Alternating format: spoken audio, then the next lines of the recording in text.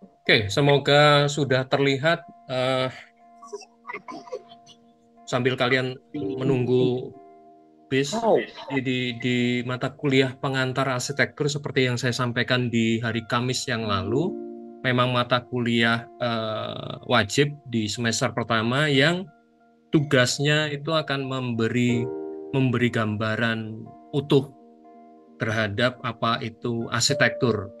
Karena ini sebagai katakanlah pintu gerbang di semester awal, pengenalan awal terhadap dunia arsitektur.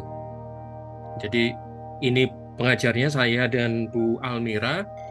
Rencana saya sih memang untuk mata kuliah pengantar arsitektur ini akan dilaksanakan full tatap muka, hanya karena pada hari ini ada kendala kalian harus mengikuti kuliah bersama di Geraha, sehingga supaya tidak puyeng tidak puyeng juga untuk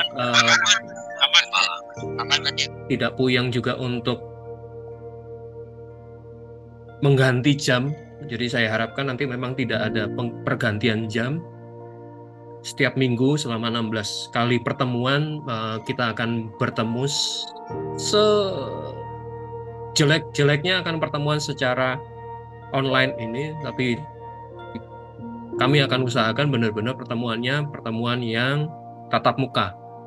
Kenapa? Karena memang ini mata kuliah dasar, mata kuliah pengantar yang untuk mengenalkan arsitektur secara utuh. Jadi ini materinya. Apa itu? Jadi mata kuliah ini membahas prinsip-prinsip dasar arsitektur, kemudian profesi arsitektur itu apa, aspek umum dari aktivitas manusia yang terkait dengan arsitektur. Capaiannya adalah diharapkan mahasiswa itu mengetahui pengertian dasar arsitektur, kemudian mampu menganalisis secara logis, kritis, sistematis, dan inovatif. Artinya inovatif ini tidak hanya terpaku pada materi yang disampaikan dosen atau bacaan-bacaan yang disampaikan dosen, tapi juga secara mandiri, secara aktif mencari juga tambahan-tambahan referensi yang akan berguna, akan bermanfaat bagi si mahasiswa itu gitu loh. Jadi kemudian kemudian teknisnya menjadi referensi materi perkuliahan, kemudian tugas-tugasnya kalian akan sampaikan atau kalian kirimkan ke Google Drive. Jadi yang di bawah itu yang berwarna merah adalah link ke Google Drive. Nanti pada akhir paparan nanti saya akan tunjukkan isinya Google Drive itu seperti apa. Jadi semua akan dilakukan secara digital dalam pengertian tidak ada kertas dalam menyampaikan tugas dan segala macam. Oke. Minggu pertama di hari ini kita akan menyepakati apa aja yang akan dibahas. Idealnya ada brainstorming, ada dialog, tapi mungkin akan dilakukan minggu depan ketika kita sudah tatap muka. Kemudian ini penjelasan awal apa-apa saja yang akan kalian pelajari selama 1 semester ini. Minggu kedua sudah mulai muncul tugas. Jadi nggak usah kaget kalau apalagi dengan saya, pasti setiap minggu ada tugas, bukan tugas yang besar dan ribet, karena semua materinya sudah kami siapkan dan berkasnya juga sudah siap sih sebenarnya, tinggal dieksekusi. Ya, tugas pertama adalah kalian coba mencari 1 tokoh arsitek dan 3 karyanya. Kemudian mengidentifikasi, menjabarkan, mendeskripsikan biografinya seperti apa, kemudian karyanya apa, deskripsi, dan pendidikan arsitekturnya di mana. Setelah itu ada ulasan singkat atau analisis singkat mengapa tokoh ini termasuk arsitek dengan alasan segala macam. Nah, materi ini bukan disampaikan justru di minggu kedua atau di hari Senin minggu depan, tapi disampaikan di hari 1 hari sebelum pertemuan, yaitu di hari Minggu. Karena di minggu kedua akan dibahas. Kita akan diskusi berdasarkan berkas-berkas yang kalian kumpulkan. Kemudian modelnya ini bukan tugas mandiri atau tugas individu, tapi tugas berkelompok. Jadi ada kelompok, satu kelompok maksimal 5 orang. Jadi silahkan tentukan sendiri anggota kelompoknya, teman-temannya siapa aja. Kemudian tadi seperti saya sampaikan, mencari satu tokoh arsitek dan 3 karyanya. Dan 3 karya ini akan berlanjut ke minggu-minggu berikutnya. Jadi tema minggu kedua ini benar-benar mencari apa itu arsitek dan apa itu arsitektur bagi si arsitek. Kita akan membahas di situ. Dan buku ini, What an Architecture Student Should Know, ini e-booknya sudah saya sampaikan di Google Drive. Nanti kalian bisa baca sendiri. Jadi ini referensi dasar dan kalian bisa mengembangkan lebih lanjut dari referensi dasar tersebut. Oke, ini minggu kedua. Minggu ketiga mulai, jika di hari Kamis yang lalu ada yang menanyakan mana yang diutamakan dari 3 hal, utilitas, firmitas, venustas, di minggu ini kita akan coba bahas, kita coba ulas mengapa ketiganya itu penting. Jadi berdasarkan 3 karya arsitek yang sudah kalian kumpulkan di tugas pertama, kita akan mengidentifikasi, melihat apa utilitasnya. Utilitas dalam pengertian fungsinya apa. Kemudian bagaimana karya itu bisa berdiri kokoh, firmitasnya. Dan apa itu keindahan di dalam karya tersebut atau venustasnya. Lalu ulasan singkat seperti tadi, ada mengapa karya tersebut disebut karya arsitektur. Jadi di minggu ketiga ini lebih pengenalan awal.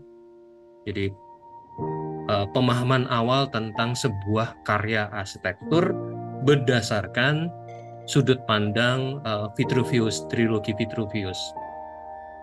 Seperti tugas pertama juga di minggu kedua, bahwa tugas ini disampaikan 1 hari sebelum perkuliahan. Bobotnya 5 poin. Di tugas pertama juga bobotnya 5 poin. Poinnya kecil-kecil, tapi setiap minggu pasti ada tugas identifikasi kecil-kecil gitu. Oke. Kemudian minggu keempat kita akan fokus ke satu hal, yaitu fungsi. Apa kaitannya fungsi dengan bentuk bangunan? Itu akan kita akan coba ulas. Ada tiga buku yang menjadi referensi, namun sayang yang tengah ini saya tidak dapat e-booknya. Hanya 2, Time Saver Standards for Building Type, ini ada e-booknya, sudah saya sampaikan di Google Drive, dan tentang topologi dan tipologi bangunan. Ini menjadi dasar ketika kalian menganalisis 3 karya dari tugas pertama, 3 karya.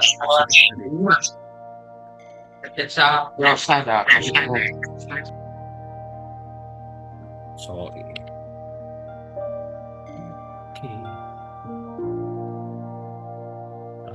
Ada yang bocor soalnya.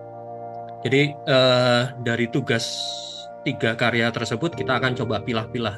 Di minggu keempat ini kita lihat fungsi dan bentuknya. Apa itu fungsi karya terkait dengan standar oleh Time Saver.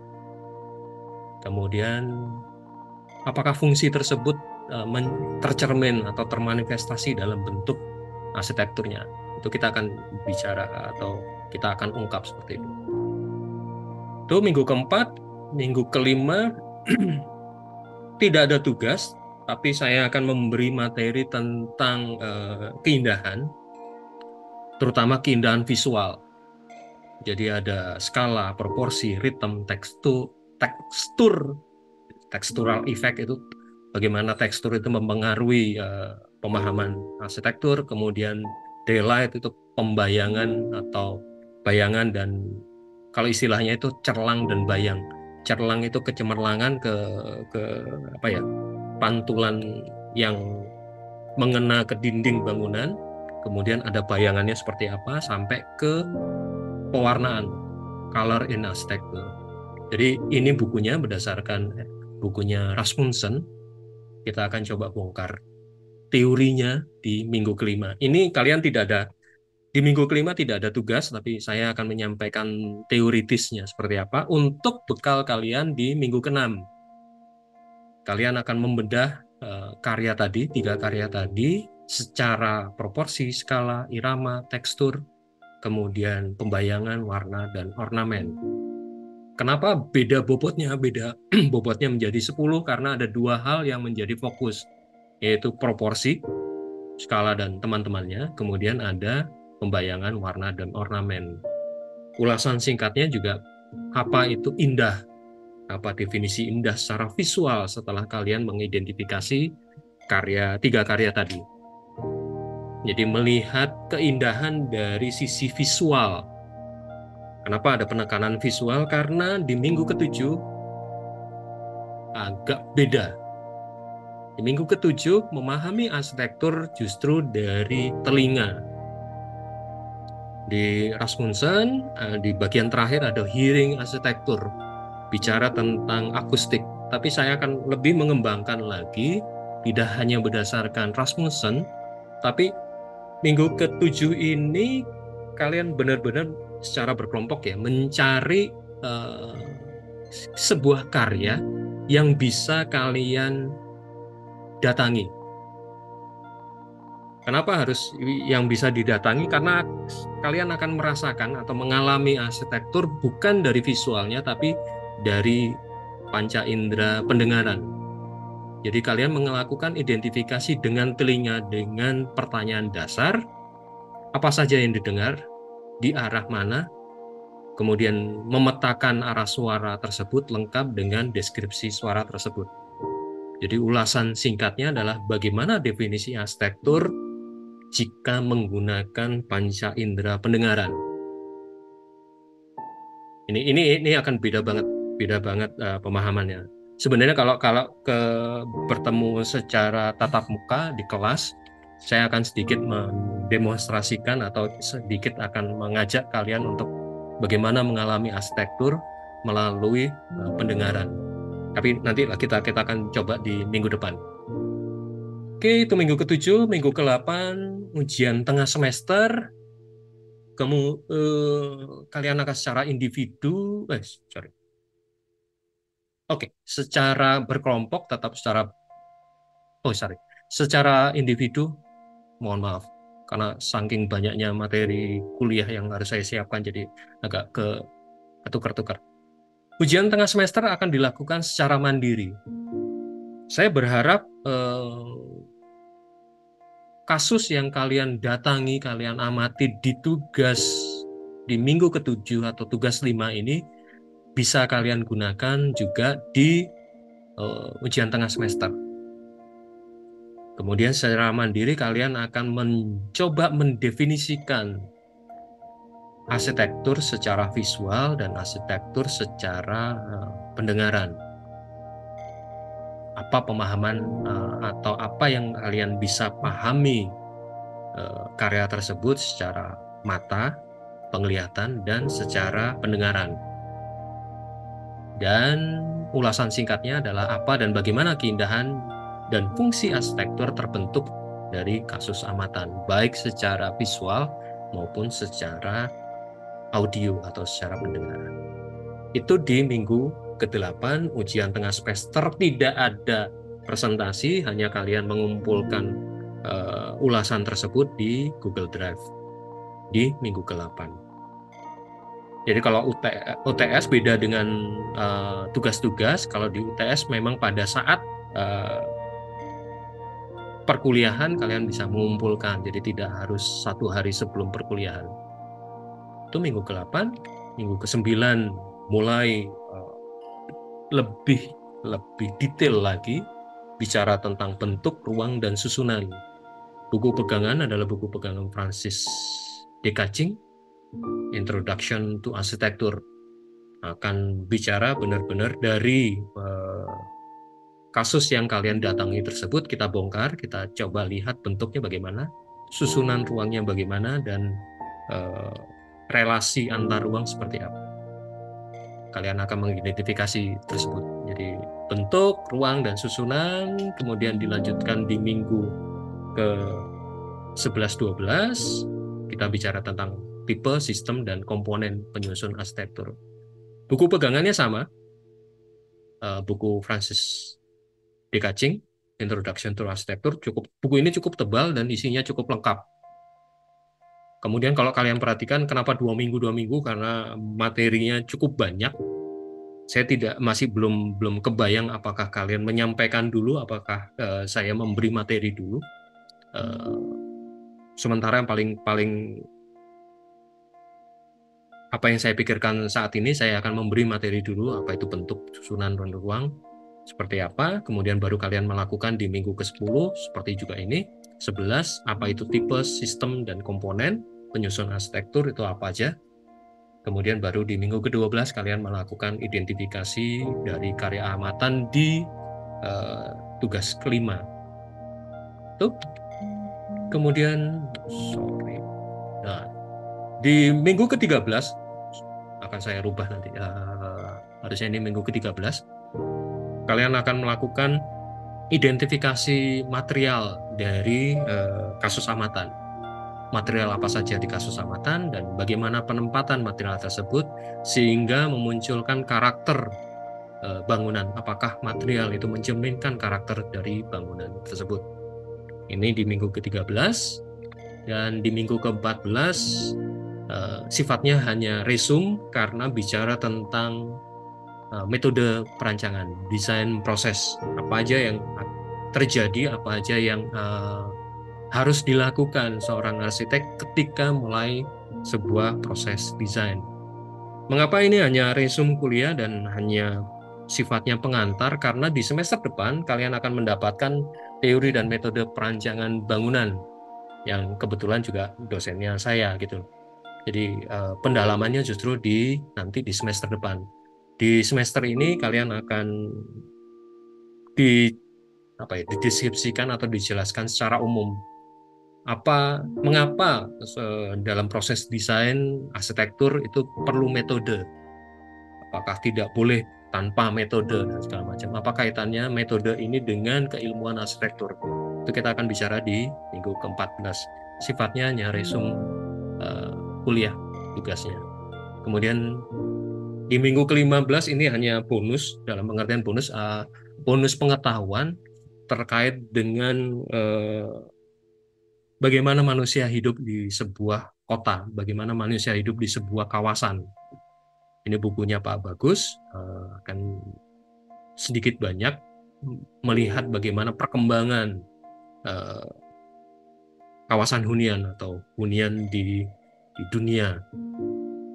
Bagaimana kemudian manusia itu memilih hidup di suatu tempat dan konsekuensi dan segala macam. Di akhir, di minggu ke-16, secara mandiri kalian akan membuat tulisan singkat kaitan dengan apa dan bagaimana keindahan, apa dan bagaimana kegunaan, apa dan bagaimana kekokohan di dalam arsitektur. Secara mandiri juga kalian menentukan kasus amatan. Boleh kasus yang kalian bisa datangi atau kasus yang dari internet. Dipersilahkan, bebas sih. Itu sementara saya harus cepat-cepat karena kalian sudah berkejar-kejaran. Wah, ada yang di masjid, ada yang di biasa. Terima kasih atas semangat kalian. Ini kalau buat saya justru bikin semangat bahwa kalian cukup serius. Oke, saya akan menunjukkan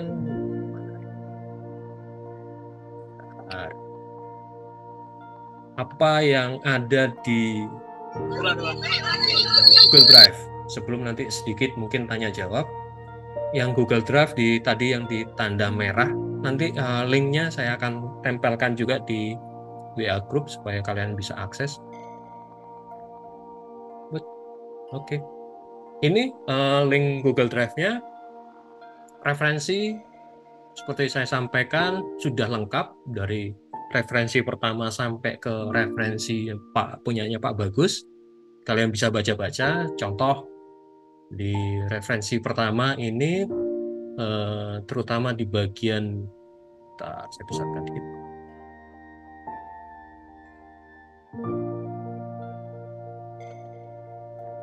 Di bagian awal, jadi di chapter kedua, professional uncertainties, itu kalian bisa melihat apa itu arsitektur dan bagaimana arsitek,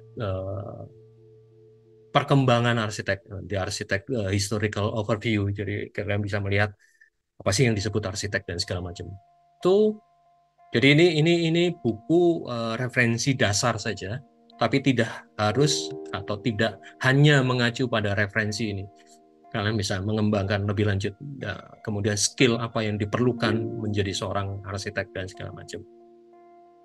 Jadi itu isi dari reference lengkap, jadi sampai ke buku yang mungkin buku yang paling penting kalian untuk baca secara serius dari awal sampai akhir, ya bukunya si Frans de Kaching ini.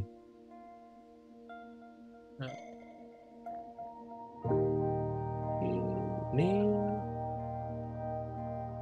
tenang, hanya 373 halaman dan santai aja seperti biasa. Ciri khas dari buku de Kaching itu penuh dengan gambar daripada tulisan. Penuh dengan gambar, tulisannya sedikit. Apa itu arsitektur? Ini akan bisa terjawab di sini. Banyak gambarnya, banyak sketsanya, sangat menarik. Tapi buat saya justru buku yang penuh dengan gambar yang bikin puyeng. Oke, itu kemudian kalian akan memasukkan tugas-tugasnya ke dalam folder yang sudah saya siapkan. Jadi ini kampus Indralaya.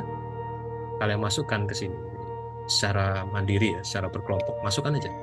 Satu kelompok satu aja, nggak usah tiap mahasiswa. Asal jelas identitasnya, siapa aja di dalam kelompok tersebut. Masuk di sini dari tugas pertama sampai ke tugas 10 lengkap dengan UTS dan PAS-nya. Oke. Karena ini online, saya harus cepat-cepat ngomongnya. Tapi nanti kalau di kelas, tolong saya benar-benar diingatkan, Bu Almira itu udah hafal dengan saya. Tolong saya diingatkan untuk kalau terlalu cepat ngomongnya. Kalau terlalu cepat dan bikin puyeng, tolong disampaikan saja. Tapi ini karena ini sudah ada yang di dalam bis sambil goyang-goyang dan nanti sinyal mau putus dan enggak gitu kan. Sudahlah. Kita akan cepat-cepat aja. Ada yang di dalam travel, kan udah kelihatan. Oke, ada pertanyaan? Tidak ada, Pak. Iya, ada yang nyetir, hati-hati cuy. Oke, terima kasih banyak Bu Almira. Mungkin ada yang disampaikan? Baik, terima kasih Pak Jo. Kalau terkait materi, saya rasa sepertinya sudah cukup semua ya, sudah lengkap dari Pak Jo. Mungkin saya menyampaikan terkait teknik saja. Jadi walaupun kita kuliahnya offline nantinya, tapi absen tetap e-learning tetap di absen juga gitu. Jadi saya harap semuanya bisa disiplin dalam absen e-learning ya. Jadi nanti tiap hari tolong dicek waktunya.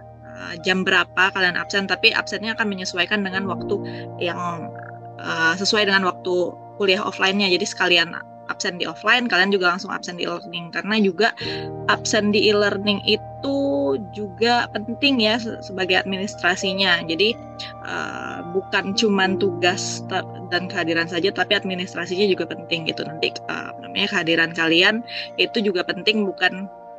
Jadi misalnya dalam kuliah itu bukan tugasnya aja, tadi kan banyak tugas dari Pak Jo.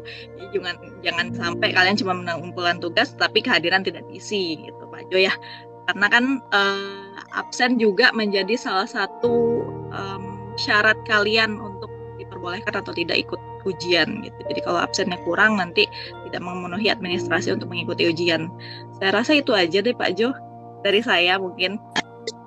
Oke, nanti mungkin absennya disampaikan di WA Group ya Bu ya? Iya, Untuk Google form Ya. kehadiran. Oh ya, karena sementara kalian belum ada e-learning, nanti absennya di Google Form dulu, nanti saya yang input ke e-learning. Tapi nanti kalau misalnya e-learning udah bisa, nanti langsung ke e-learning kita absennya. Oke. Oke. Oke. Terima kasih banyak. Kalian sudah meluangkan waktu dengan segala aktivitas. Ada yang di masjid, ada yang di mobil, ada yang sambil nyetir.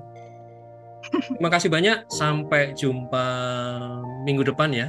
Semoga kita benar-benar bisa tatap muka supaya enak gitu loh. Nggak kejar-kejaran seperti ini. Terima kasih banyak. Hati-hati di jalan. Salam sehat. Sampai jumpa minggu depan. Thank you. Bye-bye. Terima kasih Pak Jul. Terima kasih Pak. Makasih.